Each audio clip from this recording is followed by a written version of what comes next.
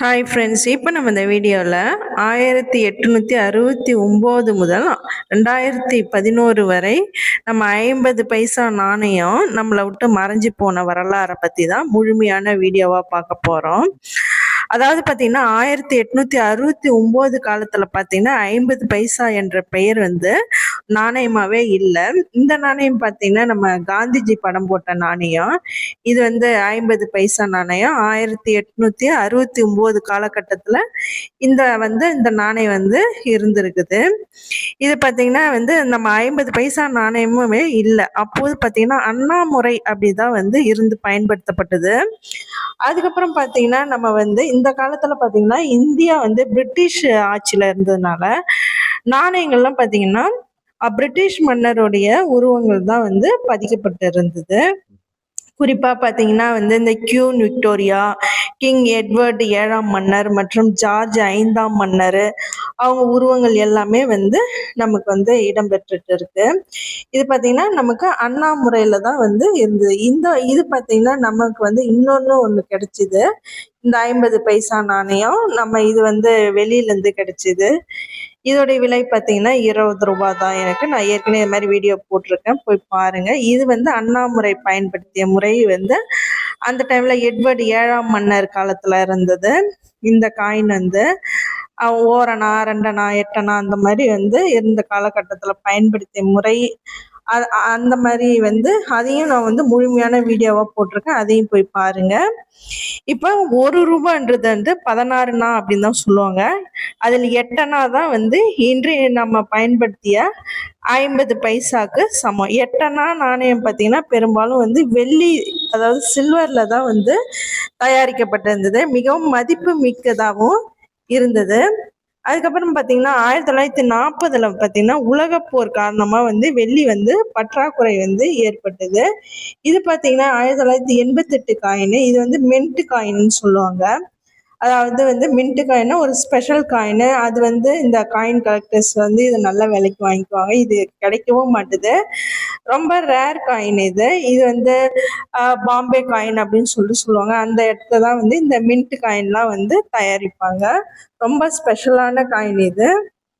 இதனால பார்த்தீங்கன்னா நமக்கு நாணயங்கள்லாம் உற்பத்தி குறை மாற்றமும் ஏற்பட்டது. பின்னர் பார்த்தீங்கன்னா 1947 இந்தியா சுதந்திரம் பெற்றது. அதன் பிறகு பார்த்தீங்கன்னா 1948 பார்த்தீங்கன்னா இந்திய அரசு புதிய நாணய வடிவமைப்பை அறிமுகப்படுத்தியது. இதுவே அண்ணா முறையிலிருந்து பைசா முறைக்கு மாறும் ஆரம்ப காலகட்டமா இருந்தது. இதனால் 50 பைசா என்ற பெயர் பின்னர் பார்த்தீங்கன்னா அதிகாரப்பூர்வமா வந்தது. ஆனா அதன் அடிப்படை என்னன்னு பார்த்தீங்கன்னா 8அணா நாணயத்துல இருந்து தான் உருவானது. இதன் வரலாறு பார்த்தீங்கன்னா ஒரு சாதாரண வரலாறு நாணயம் அப்படின்னு சொல்லவே முடியாது. இதுக்கு பின்னாடி பார்த்தீங்கன்னா ஒரு பெரிய அரசியல் பொருளாதார கதையே நம்ம இருக்குதுன்னே சொல்லலாம். இந்தியாவில் ஒரு காலத்துல மிக முக்கியமான நாணயம்னு பார்த்தீங்கன்னா இந்த 50 பைசா நாணயம் தான் சொல்லலாம். 1869 1948 பார்த்தீங்கன்னா பிரிட்டிஷ் காலம் ஆட்சி செஞ்சல ஆஃப் ருபி காயின் அப்படின்னு சொல்லிட்டு வெவ்வேறு வடிவங்கள்ல வந்தது. அது பார்த்தீங்கன்னா ஒரு வெள்ளி காயின்ல இருந்ததுனால அது மிக உயர்ந்த மதிப்பாகவும் இருந்தது. பின்னர் இந்தியா சுதந்திரம் பெற்ற பிறகு 1950 பார்த்தீங்கன்னா புதிய வடிவங்கள்ல 50 பைசா நாணயம் வெளியாச்சு.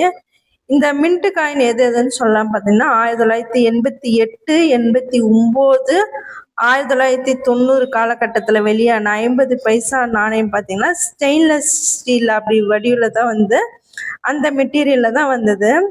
1994, 95 காலத்துலயும் வடிவம் சற்று மாறி இருந்தது.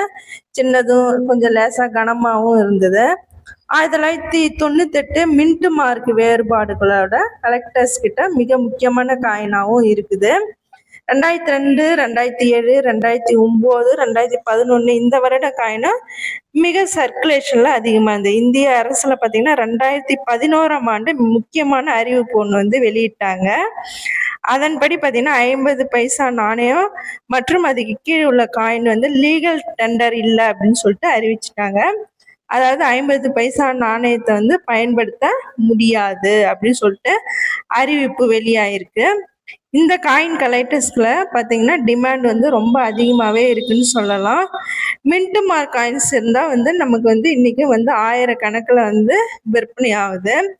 குறிப்பாக பார்த்தீங்கன்னா 1998, 94, 2004 இதெல்லாம் பார்த்தீங்கன்னா நல்ல விலைக்கு வந்து எடுத்துக்கிறாங்க காயின் கலெக்டர்ஸு.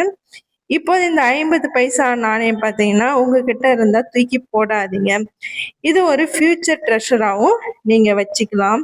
இந்த வீடியோ பிடிச்சிருந்தா லைக் பண்ணுங்க, ஷேர் பண்ணுங்க, கமெண்ட் பண்ணுங்க, சப்ஸ்கிரைப் பண்ணுங்க.